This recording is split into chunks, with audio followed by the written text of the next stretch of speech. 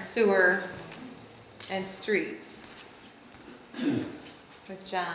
Do you want me to use this? Yeah, good, please. I figured I got a podium There here. you go, you might as well use it. Might as well use it. Spin it a little bit. Well, to start out with talking about the water and sewer and streets, I put together a presentation that I gave to city council members, and I modified it a little bit to bring it to tonight to go into a little more detail on some of the streets and everything. One of the things I wanted to back up to, though, is just to give a little bit of history of the city of Jackson. The city of Jackson was founded in 1829, and the first plat, which is right in the heart of the downtown, you have Michigan Avenue right in here, and Francis Street being right here, and the Grand River coming through here. That was platted in 1830. And then the boundaries changed just a little bit. I don't have the full history of how some of the things changed in there. In 1857 is when the city of Jackson became a city. And then 1871 is when the boundaries went out to the 3 mile square, which is basically the size that the city is right now. But in 1865, basically right at the end of the Civil War, is when they started putting in the first water mains in the city, right in the downtown area, right in through here. So, I mean, the water system has been around for a long, long time. 1871 is when the first sewers were built in the city. And 1885, 20 years after they started pumping out water, is when they started building a treatment plant down on Water Street. So question is kind of what was the condition of that water for the first 20 years before they even put a treatment plant on the water system. The let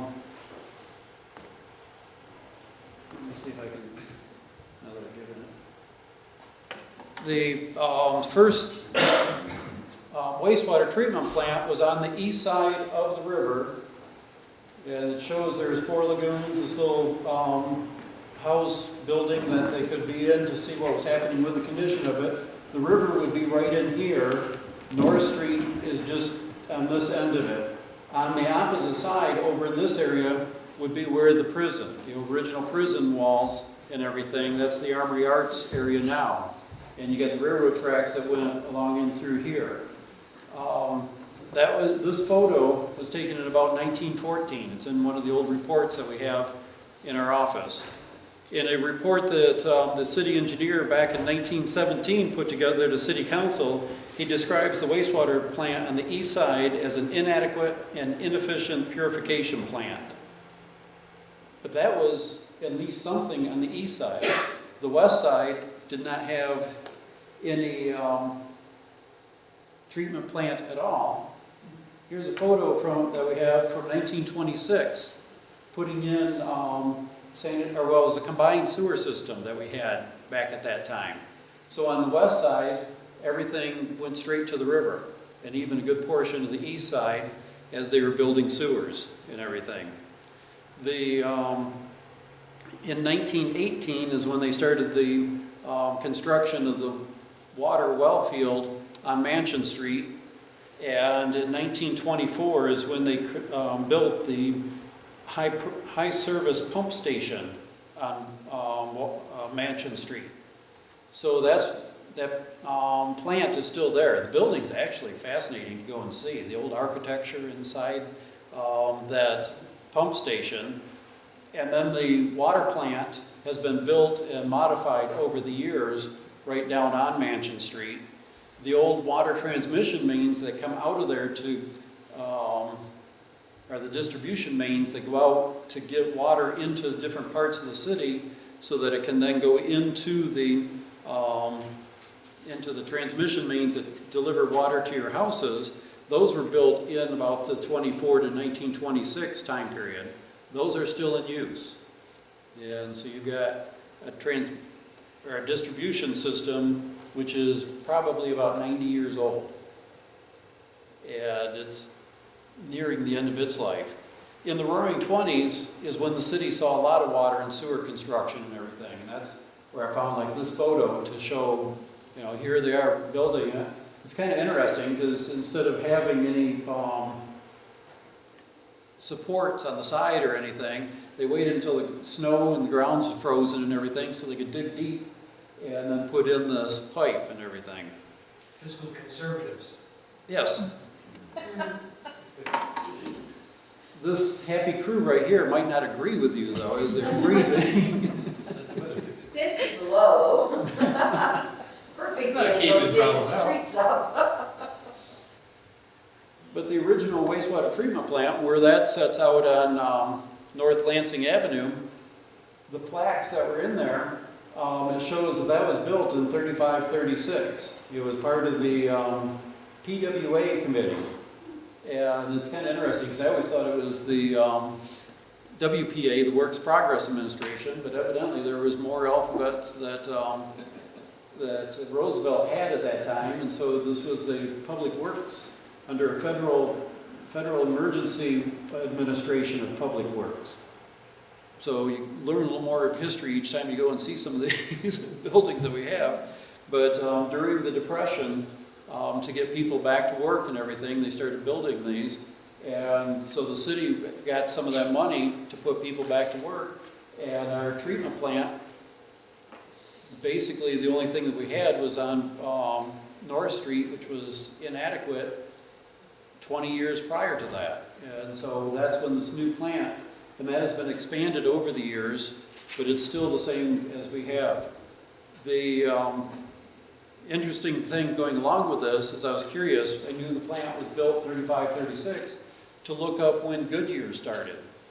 And the Goodyear plant on the east side of Jackson started tire production in 1937. So the city had to have known that Goodyear, they were working on that, getting that all planned, and that's when they got the sewer plant and everything, along with the water mains to handle water supply to them. Just behind the Goodyear plant, and also on north and west, is the 1.5 million gallon storage tanks. And I don't have a picture now that we got them all painted and everything. I actually went to Google Maps and found this one so I could add it into it. But that's 60 years ago, the age of those. And so that's why every so many years you paint them, you take care of the maintenance on them to keep these in good shape and operating so that we have a water supply and have the water storage to be able to get water out to all the residents and the businesses and everything else. One of the things, when I was saying that the construction in the 20s, you had a lot of water main, sewer, and a lot of roads were built in that time period. And some of our roads actually date back still, and you're asking about the condition of the pavements and everything. Some of them go back that far. A lot of them have been replaced and everything. During the late 70s is when the city, they had what they called the facilities plan. And to come in and separate our combined sewers so that we have a separate storm and sanitary sewer system, that construction tore up a good portion of the city, separating out the sewers. When they did that, a number of the streets were rebuilt, and some of them were some of them just got kind of a patch put down, and then they resurfaced it. A number of them were reconstructed at that time. But that's why a lot of our streets, but even when you go back to 77 to 80, you're going back almost 40 years to that time period. So even streets that were fixed up and you think, well, those are the newer ones, are still old. With this, and this slide is not that great, but it's what I had and I scanned it in. We started doing a water main replacement in '97. So each of the dark lines that you see in here are pipes, water mains that have been replaced since 1997. And when we started doing that, we started spending about $1 million a year on replacing water mains. In doing that construction, that replaces about 1.25 miles of water main each year on average. But we have about 128 miles of old cast iron water mains still in the city. on all these streets, areas that do not even show that we've done any work on. At the rate of doing 1.25 miles a year, it's going to take us almost 100 years to replace all these other streets in here and everything. And so that's when we started looking at it, realizing we got a problem because these water mains have been in there 80 years or more, and they're not going to wait around another 100 years as we're replacing these. We're going to have more and more breaks and everything, and it's going to force us to replace at a faster rate on our water system. We're also taking care of the sewers. We have a lot of sewers that were built as brick sewers. And so for the past 12, 15 years, we've been going in and lining the brick sewers. And so that it will hold the bricks. The bricks are actually, even though they're more than 100 years old, are still holding up pretty good. It's when a few of them start falling in that it starts unraveling. If we go and put a plastic liner inside there, that holds the bricks in place, and you have a decent sewer system still. But that's what we've been doing, is going and lining the brick sewers. The water main history, and with this doesn't show up as good, but in red is where the water mains that were placed from 1910 to 1929. And there's quite a lot of red lines on here. The 30s and 40s, interestingly enough, there's not that much water main that was constructed during the Depression or during World War II. And so that just, you have a gap of 20 years where there's not much construction of water mains. The 50s and 60s, down in the Essex Heights area, Craiglow Heights, and some of these areas, and the industrial area, Enterprise, and those have water mains that were put in that time period. There's a couple through this area. 70s to late 80s, and then the 90s to 2014 is the blue lines, which match that other map that I just showed you of what we've been doing since about 97. I'm going to have to get a decent one of those maps so that when I do show up with the projector, it does show up better.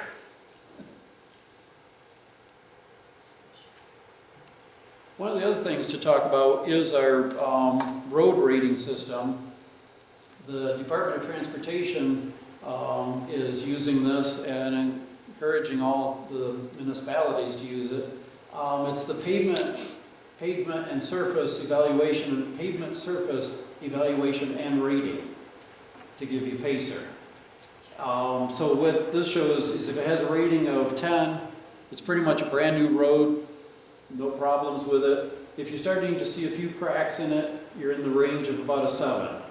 If you got more cracks and deterioration and such, you got a rating of 4. And if you have... And then you have Jackson. Some of our streets are rating of 1. And yeah, we wish we had all roads that look like the town. And this is just the rating for asphalt roads. We have another book that shows you how it looks, but it's a similar thing. The numbers 10 on down to 1 for concrete roads and how many cracks, how many breaks you have in the concrete roads. And how many concrete roads do we have? Just Washington? I mean, No, actually, if you go up into the Heights, there's quite a few concrete roads there. And then in the 70s, they started building a few. Edgewood over by north of North Street is a concrete road. There's a couple of them on Leroy that were built as concrete roads. And that was back when the oil embargo was going on, and so the city went back to building some concrete roads. A lot of our roads have a concrete base. Well, they were a concrete road, and then the city has gone and put an asphalt overlay on it. So roads that you see that you think are just an asphalt road are just an asphalt cap on top of the concrete base of the original road, like Crescent. no. John's Road, just so y'all know, is not a pretty road. And so that gives you kind of a description of what PACER is. In the city, this is what the PACER ratings, if it's a blue, Then they are the good streets. Those are closer to the 9s, 10s. The fair, the green are the new ones. And then the blue is fair, orange is poor, and very poor is red. You see a lot of red and oranges in these streets in this area. With water main construction, some of these up in here were rebuilt not too long ago, in probably the early 2002 to 2005. Some of these up here were built. But with this, and also with this map, this was the PACER ratings as of 2012. We've not been back out. We're going to be doing that this year, driving the streets, updating the PACER ratings. But with these, we've rebuilt some streets. Like North Street up here shows it a red. That was just rebuilt last year. 4th Street in this portion is also red. That was rebuilt the year before. So it's kind of a moving picture. And this is just a snapshot taken a couple of years ago with what the PACER ratings are and what you're seeing. But, also Duran Street was rebuilt 2012. 12, was it? Okay. And then was it Webster? That was done the year after. And so there's a couple local streets right in there that have been taken care of. And so we do go and look at the conditions of streets and start putting together where we're at. One of the other things to talk about is what we're going to be doing this year. And with the governor has the Anchor Initiative trying to bring businesses into the downtown. And we've got several buildings downtown which are going to be under construction this year to renovate them.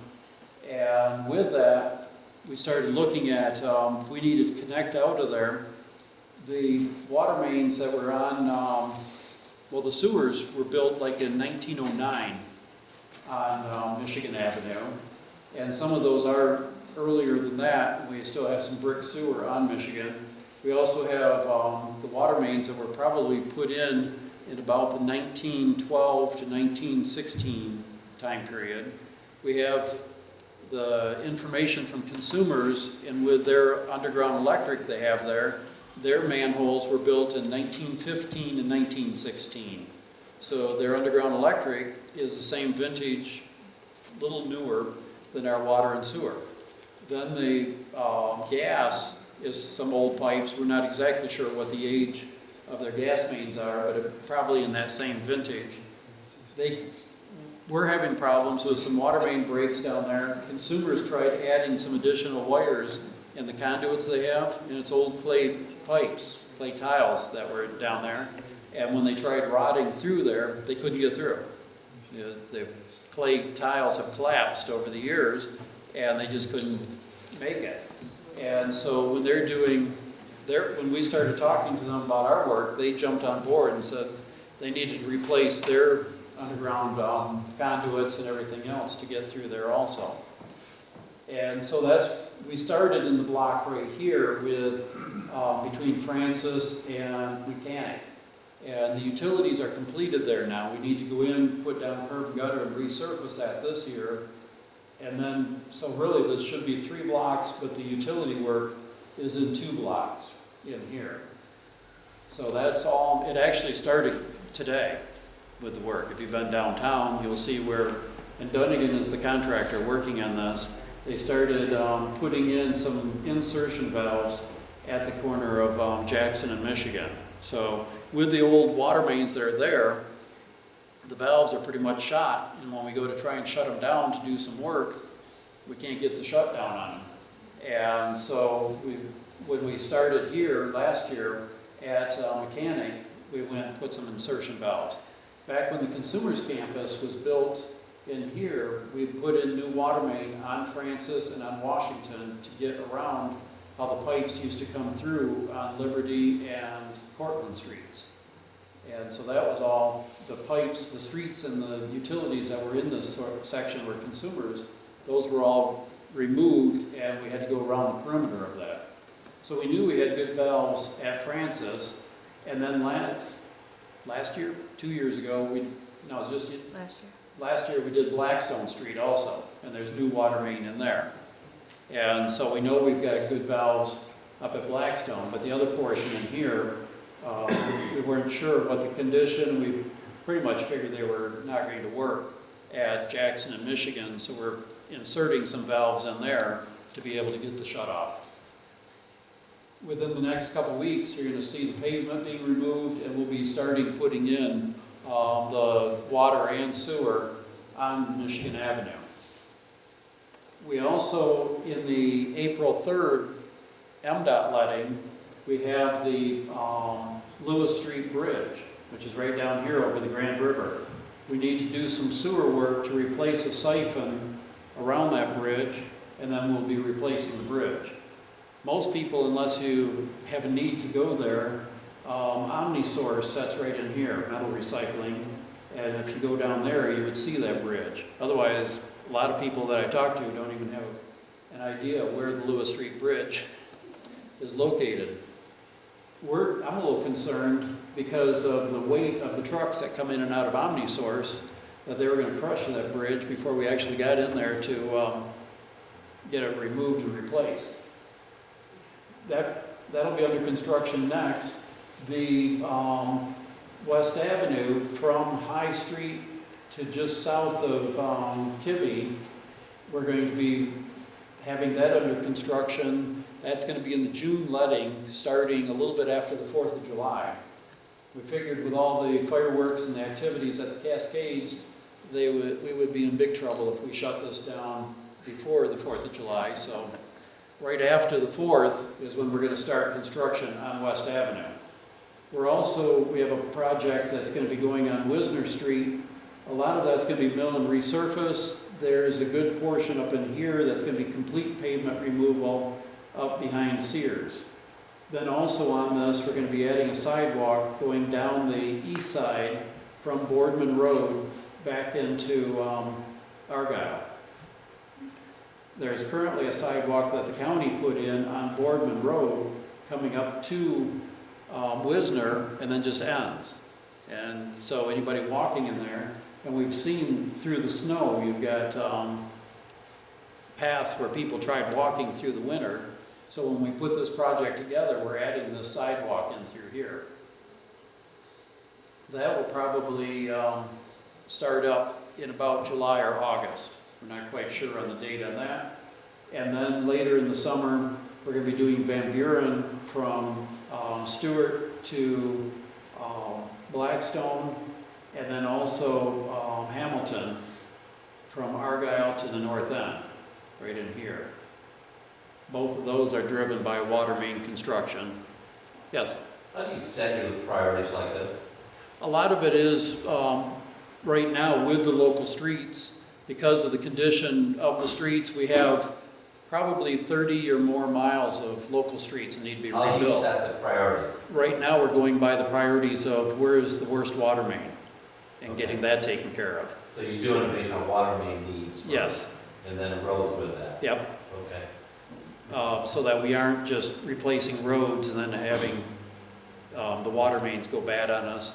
We know we have both that have to be replaced, and the biggest issue that we have are with broken water mains, because they're going to blow up on us. That's why we got, I guess yelled at would be a good word, why we did Duran prior to doing Webster, even though we had a petition for Webster Street. It was because Duran, we had water main breaking all the time there.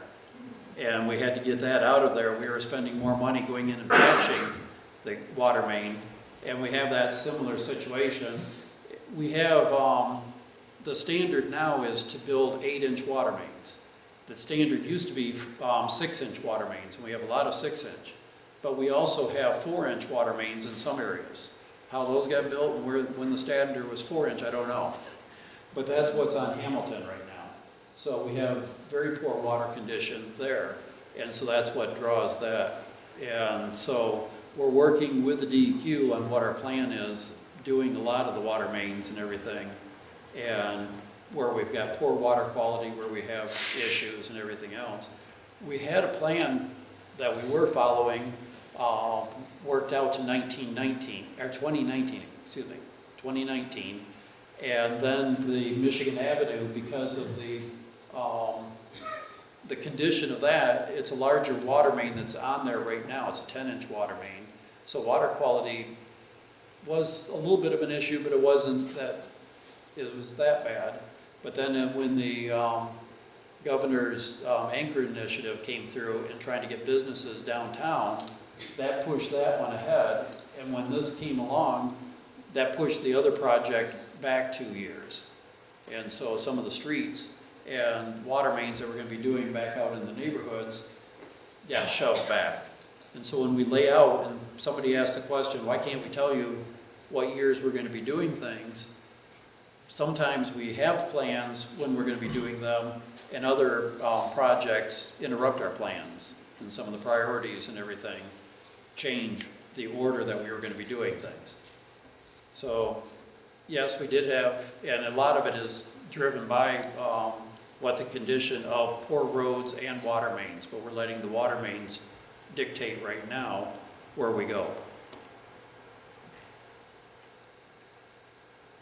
So basically, that brings me to the slide of questions. So, yes? How do you determine the bypass or the reroute during a construction? If we're doing a major street, the traffic that we take off that has to go on to other major streets. And so We we had will, an issue last year, and I'm going to say this very bluntly. I live on Higby Street, North Higby Street between Daniel and Michigan. When they closed down Brown Street for Daniel, when you resurfaced or redid the issues there, or the county, we had people going down our street 55 and 60 miles an hour. 500 Cars. cars an hour sometimes. And all we got out of the city, I didn't even get a response when I sent in a response, but we had little kids trying to cross the street. We had elderly people on their motorized wheelchairs trying to work, and we were trying to live there. The noise was so loud that we could not even have any peace and quiet. And the city would not even come and block off the street. It just said closed, but yet they left it open. And it was absolutely a nightmare, to the point that we had groups of neighbors banding together and standing at the end of the street, putting the barricades back. It was hell. It was pure hell. we have that pretty much in all locations, because people are used to, they drive this way. It was signed, if you went, looked at it. The signs do nothing. But it would have helped if there was, even if you ticketed a few people. I mean, The police ticketed many, many people. Oh, please, they were barely even out there. We Come on. counted them. No. We were outside. We You knew. know, it was ridiculous, and we still have, which I don't understand, and I've talked to Laura about a couple of times now. We have a bus that wants to come down our School street. bus. Nobody gets on that bus on our street, and that bus goes down through there 50, 55 miles an hour, and I'm telling you, we got potholes. And that thing sounds like it's like a train coming through. But it's not only that. We have trucks that make deliveries over to Walmart and whatever. Semis, they come up our street and tear up our roads even more. And nothing is ever done about that. You'd think they'd be going down Brown and whatever, but Right. no, they come up our street. No, some should not be coming. Well, I'm telling you, they are. I'm not lying. I wouldn't Okay. lie. Are on they this. still coming up there? Now Yes. that Brown is open? They still come up there. When you did the road construction, that was and crazy. The Wildwood debacle. Do you have a time of day that it's usually? No, I don't, because I don't, and I can't figure out why the bus wants to come through. There's And I no- did mention the bus issue to one of the. I know, and I've talked to you about it, Board. Laura, but the guy comes flying down there. He comes flying down Yeah, there. what I need is a bus number. Well, We can get it. I'll get it for You you. give me the bus number and I'll, Honey, I'll See if I can send you solve that a problem. photograph. The thing is that people walk a lot down there, but there's a man across the street, and he's crippled, he's on one of those little cart things, and I'm concerned. These people come flying through there, and this man isn't gonna be able to get out of the way. We have elderly on this street. You know, they walk, they cross the street to their neighbors, they go down to visit their parents or their children, or, because there's a lot of families that live on that street. And it's becoming quite dangerous. It really is. I mean, the way that people fly through there. And I don't get it. I just don't get it. It's Right. not, Well, I'll let I mean, we talked about possibly putting a stop sign down there on and that I, one. yeah. And I think that would make sense, that then people would not be wanting to run through there as a straight shot. They're bypassing Brown Street. Can you address stop signs, because I did forward that on to. Yeah, well, stop signs cannot be used as a speed deterrent. And That's- traffic control, so they can just come through there, flying through there, and you're not concerned. I mean, the people that live on the street would not care if there's a stop sign there. Because people try to avoid the stop signs, Well, they're trying to get, because of the bad traffic engineering situation, people coming down that hill from Walmart. Yeah. People will bypass and go down our street thinking they're bypassing all that mess and traffic, and they can sneak around it. They don't sneak either, No. they fly. They find their gas pedals and they hit the brake, and it's serious. Okay, well, I'll see what I can do about your road specifically. Steven?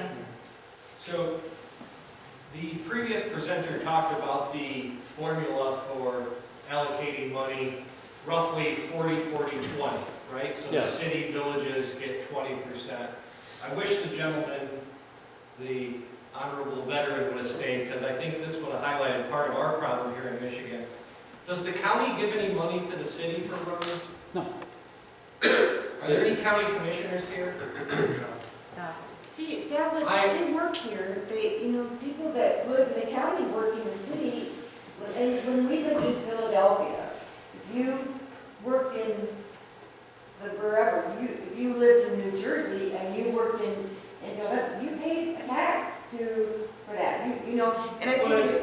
It's not even that I'm getting at, is the gentleman talked about the roads are better outside of the city, and I generally agree with him, but they're less traveled, and the county gets a larger share of the portion.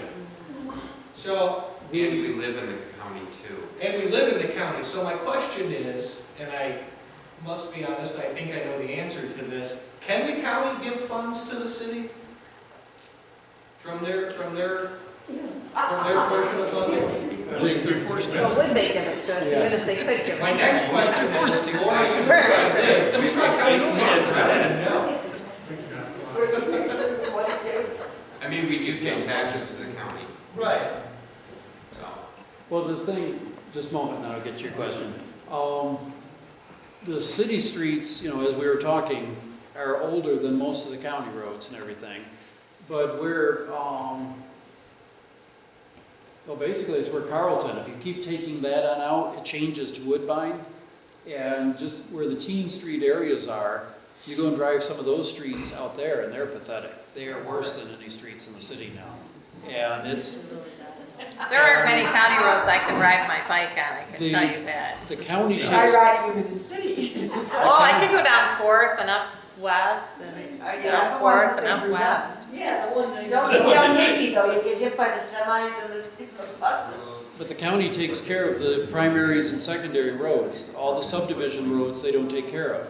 Most of those were built in like the 60s, 70s, as people moved outside the city into all the townships and everything. Those roads are getting to the point where they're going to be falling apart, and the county has or the townships don't really have a mechanism to take care of those yet. And that's going to be interesting. Just behind you, let me go to him first. Well, I have a couple questions. I suggested on local streets when they redo the sewers and water, the sewers and water go in the parkway, so you don't have the manholes. The streets deteriorate with the manholes, I know you'd agree on that, because the manholes don't move and the street does. And then I'll ask another question when you address that, and I think I know what your stance is, but, because I've already talked to you about it. But that's my plan, not on main streets like Michigan Avenue something where you have utilities underground, because you couldn't get it all in the parkway, but you could get sewers on one side, water on another, even natural gas if it's replaced, because that's what they did in the townships, and they don't have all the manholes, and the streets last long. The natural gas, they are moving out into the parkways. Sometimes we do move the water out into the, out of the roadway, out into the parkways. The sewers pretty much just follow where the sewer, because you're just replacing it. And so where it was, we're pretty much putting it right back. And so it was out in the street, it stays in the street. The whole system would be hard to. Yeah, to move it over to a new location. But on Michigan Avenue, when they redo Michigan Avenue, aren't they moving all of it into the? No, sewers will stay in the Oh, street. is it gonna stay? Yep. Okay. And then I have a Any of question, this money go for cleaning our for streets? council too. Would any of this money go for cleaning our streets? They are, I think you're gonna see some street cleaning happening here pretty soon. Because all of the sewer, the drain things they haven't been cleaned in a year or more, and they're just, Right. they're blocked, and it's really very sad. They're trying to get some street cleaning for this summer. Because I walk For the spring. I walk all the way, from North Digby all the way down to Cascades and around. Well, I've been up and down all the streets, and they're just blocked. I mean, one after the other after Right. the other. And part of it, I think, though, is, homeowners need to take some responsibility, a little pride, but, it would be nice if they could be cleaned up so that the water could at least drain away. Yeah, you're gonna see that. We're almost doubling into the street budget for streets. It's really sad, it just is. We just didn't have the money until, a lot of it, and Laura's been there the whole time. A lot of it was when Laura and I first got in there, the city finances were so screwed up that we had to make a lot of budgetary reforms to get us under It's the just one of path those where we things could that- start to have those services. It's just one more thing, it's one thing to have bad roads, and it's one thing to have a lot of this other stuff. But you drive up and down, you get over that. Well- But when you start seeing trash, and you start seeing that kind of thing, it just feels like it brings people down, and Well- I don't think that that's, we want pride of ownership. Right. in Well, our and city. you're not gonna get anyone to agree more than Derek and I. 'cause No, we've you been know out- that I know that Yeah. you agree with that. Yeah, Derek and I have been out picking up leaves with people the last 2 years, and I've been out shoveling. I'm sure Derek has his own gutters and storm drains, and so we're all for that. Let me go to this gentleman first. He- Okay, mine isn't really a question, it's a statement, the police come down our street maybe once a month that I see them, and my wife and I walk the neighborhood a lot. We've run into Laura a lot out there, and we have a guy on the corner of Dewey and Lansing that changes his oil and just lets it run down the street. Today, they were doing a brake job there and leading the brakes, and it's just a mess there. And another thing is, when they put the AT&T phone store right there on the corner of Clinton and Dewey, they blocked off one of the exits, so you only have one exit on West Avenue. But people drive down the sidewalk, onto the parkway, and out over the curb, and they've got that all tore up behind the Pack and Ship, I think is the name of the company. It's all tore up. The city come in and put some large stones in there, but people, they get out there and they roll these stones out of the way so they can drive over the curb and down the sidewalk. Which is much more difficult. Why go around where you just get out and move the stones? The stones were put there to keep people I from know, doing but it. I just say, so instead of just driving with a should, they stop their car, they come in and God, people are just incredible. Well, I was thinking, I was gonna take a plate down. That's because they want to avoid the lights. That makes sense. We talked about this a while ago, about 2 years ago. Is there a typical file now through the engineering department that when the roads have been done, and should there be water main consumer break, when they go in, they have to tear it up, and then they patch it, where there's a 2 or 3 month follow-up when you know the road and everything has settled? to make sure that patch is intact so it's not being tore apart? Has there been a tickle file created for that, so we can continue to maintain the ones even though they may have to have a patch for whatever reason? I believe the Department of Public Works takes care of that and maintains that. I would have to verify that, to be honest with you. But because they're the ones that go out and do the patches for the utilities and such. Right, do they get notified, do you know, by the utilities or whatever, whether Yes. they're supposed to be? Yep. Okay. I was just kind of curious on that, because I haven't seen a lot of follow-up when that happens, at least from what I've noticed, but. Public Works is supposed to be doing that, so yeah. Okay.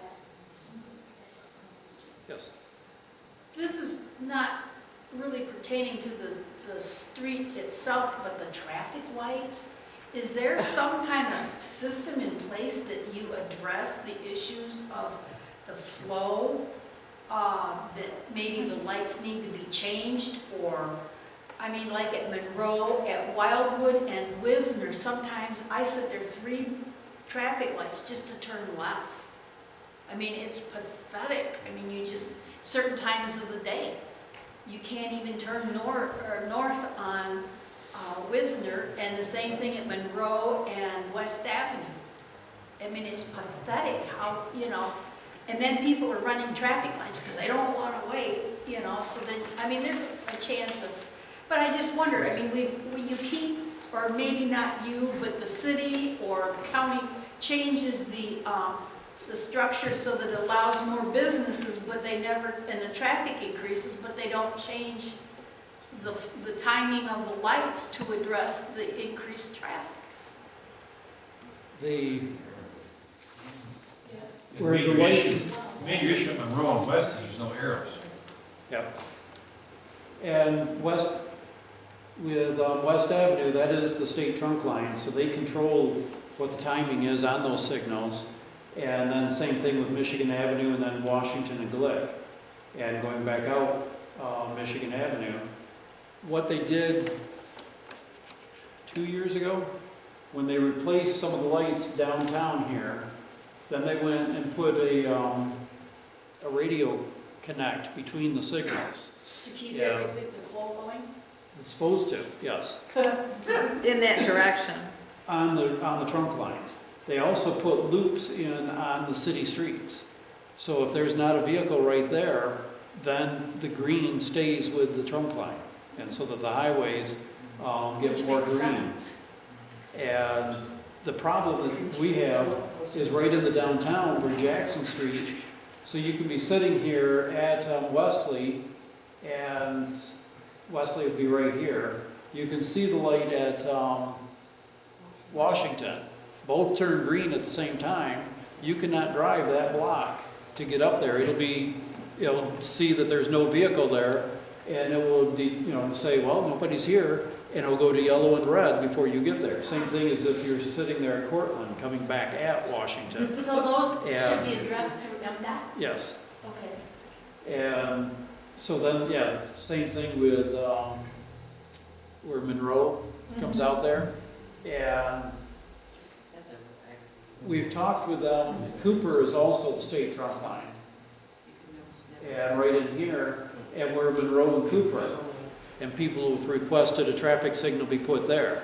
And we've asked MDOT to study that. They've looked at it and said, it doesn't meet any of the warrants. Yeah, none of them are killed there yet. It's by the number of people or accidents that are in that particular area. is what they It's like do. Westwood Mall and Michigan Avenue, we don't need one. So, but that is under the Department of Transportation. And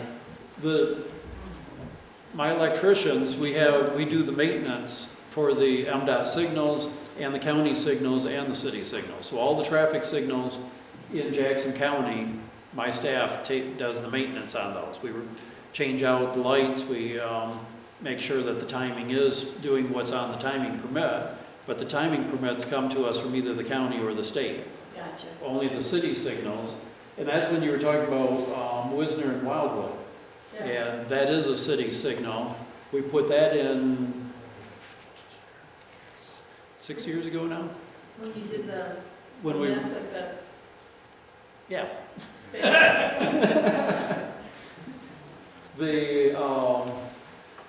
That signal has got cameras up overhead, and they detect whether there's a car there.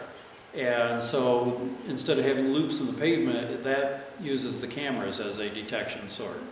And sometimes we have trouble with those cameras if we don't go out and clean them, so about every year and a half or so. That's because of the dust and that from the streets, it does get up there and you gotta clean the camera off.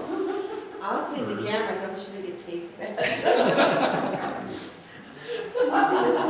Problem is, they're up there about 25 feet in the air. It'd be scary, it'd be frightening. So, and that's a little better than where the loops are on the pavement, because sometimes cars will set back and don't pull up to the Yeah, I was just intersection. saying that because I think you've got to learn that you can't, I always just sit They're back. never far enough. And the light just goes and goes. It's like, It'll okay, creep up so that they know so that somebody knows you're there. Yeah, if you set back, you'll never get a green. Yeah, never. And that's the situation in quite a lot of signals, and a number of them out in the county even. Yes, sir. How long are they gonna let the hydrant bleed over there on Dewey? They got a hose hooked to the hydrant, let it run the water, and it's been like that for about a month and a half. And I think the threat of the pipes freezing is over. Okay, I guess I did not know that we had a hydrant, that they were bleeding. That would be the Yeah, water. 600 block, right in the 600 block, they come out one day and hooked a 2-inch hose to it Yep. and run it down. So that your pipes didn't freeze? Right, well, we didn't have any problems with them this year. One guy, Because the pipe, did because with the his hydrant pipe. was bleeding. pardon? Because the hydrant was bleeding. Well, as long as the hydrant's running, but I think that danger is gone now. I would hope so. At least we all hope so on that one. I'll call Todd tomorrow. Okay. Somebody in the back have a question? Mrs. Schweda, did you have a question? Well, it goes back to the litter. Somehow Jackson needs to have an anti-litter campaign too. That would be lovely. Something. We need to have a rah, rah, rah, go for it. Let's keep our city clean. And on that note too, why is it so difficult to get the city to enforce people keeping their yards cut or trash picked up in their yards when it goes for months and you complain, and there seems to be mostly landlords, a lot of them on our street for sure. If you complain, they do. I mean, the grass was Go out. like this high and It's site. Derek, you want to add to that? When Laura and I first got on council, we had one building inspector and one code enforcement officer. So there was one person for the whole city that would go around and enforce code violations like that.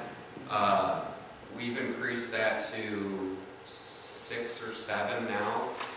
So most of those people, we've consolidated a lot of departments and improved, these different silos, consolidated the functions, which has increased our efficiency. But those are inspectors, part of the now neighborhood and economic operations department. They do housing inspections, but while they're out there, they also double as code enforcement officers. So if we say, hey, here's your 3 or 4 houses that you're inspecting today, they're out in the community and they're also, in their cars. They have tablets now that they're citing all that stuff on their tablet. It's really easy. We do it by complaint basis too. So if someone gets a call, hey, there's debris all over my neighbor's yard, they'll go out and do that. But they also do it while they're out there. And then all they do is come back, plug that tablet into the computer, it loads everything out and sends out all the letters. By ordinance, they have 10 days to actually clean it up after they get the letter, and then, we'll go Which back. department do we call? Neighborhood and economic operations is the 3rd floor. But that's just, are you saying that's just when they drive by the front yard? Because I mow for the ladies, 2 ladies across the street. Well, the one guy that lives over here, he's got a brush pile behind his garage that's as tall as his garage. The people that live beside me, behind their shed, they have a big brush pile, and the people behind them, they have another massive brush pile back in their backyards. That would have to be by complaint because Yeah. we don't get out of the car and, you know, inspect everyone's backyards and stuff. But if there was that sort of complaint, and Laura and I had both gone out on inspections when we were applying for the $5.5 million grant for housing demos and stuff. We were out inspecting with inspectors, and while we were inspecting one house, you know, if you're in the backyard doing an inspection and look into someone else's yard and there's trash and garbage and inoperable vehicles all over the place, you know, you can write that stuff up, but if it's not an area where we are, you know, we do rely on people to call it in. Is there a certain amount of distance back from the street on the corner that you can park? You know, like 15, 20, 25 feet off from the corner and back? You mean on the street? Yeah, like when I was talking about this car where he changes the oil and lets it drain. Oh, right, right. You come around, almost taken out a lot of cars, coming off of Lansing Avenue up on the Dewey, and because that car sits so close to the corner that you have to swing out like this, and if you get somebody coming down from the west, heading east, somebody's gonna take them out. You mean like from the stop sign?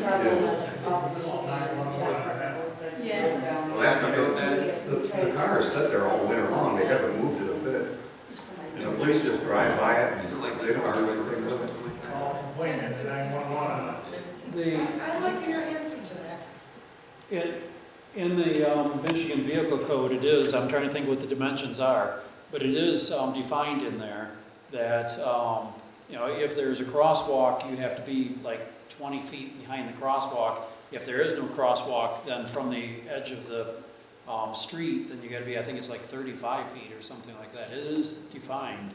And there are many people that park too close. Yeah, they do. But it is, I don't think there's any curb painting to help people figure out where they should be parking. Right. no, we don't paint curbs or anything. Well, and that's part of the problem.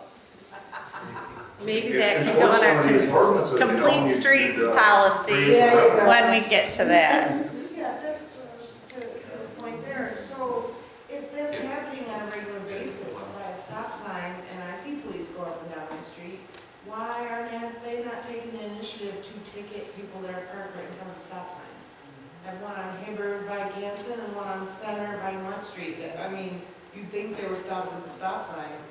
Well, again, we are short staff on our police, and if they have extra time, they'll do something like that, but otherwise they have prioritized what they're paying attention to, and that's not a high priority.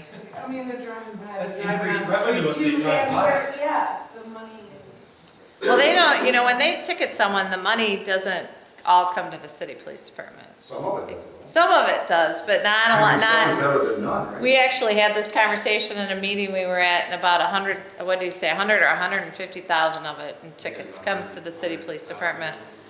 The rest of it, which is a drop in the bucket when it comes to your police budget. To paint the fire hydrants, you know that.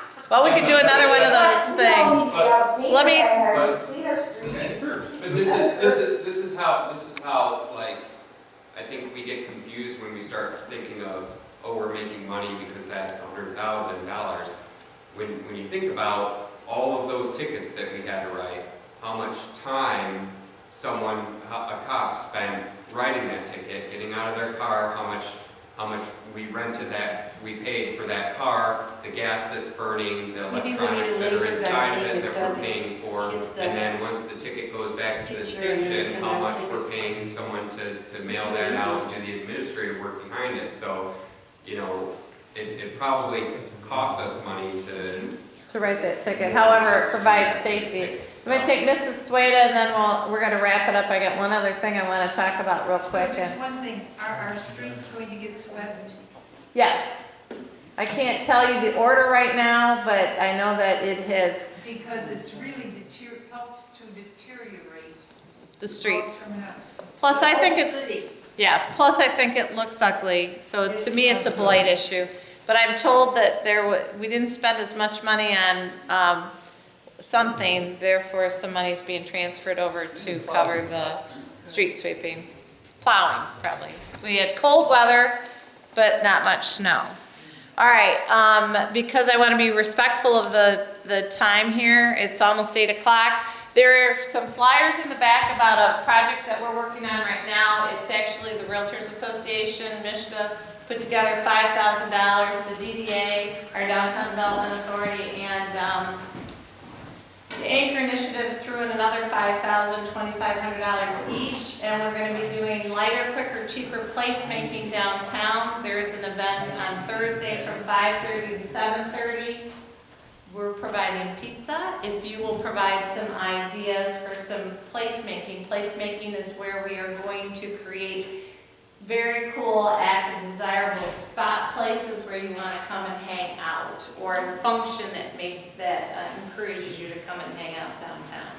So the event is at the Grand River Marketplace, or the Grand River Brew Pub, whatever it is called nowadays. And if you can't come on Thursday, there is a website, Activate Jackson, that we would love for you to put your ideas in here. So with that, if anybody has anything else, just come and see me afterwards. And Could you just, when you announce to have a meeting, do it before a week? yeah, actually, I just put all my, I've got tentative dates for the rest of the year. The next one right now, I was trying to do on April 11th at the Alpha Pony Island, but they can't do it at 9 o'clock, and I'm not sure if I can get you to a meeting at 2 o'clock in the afternoon on a Saturday. I don't know, give me some feedback. Would you come to a 2 o'clock in the afternoon on Saturday? Yeah, so I've got to figure out that particular one, but I will email out all the dates and locations. I think we have them, except for that one all firmed up. Right, Jackie? Getting there. So, thank you.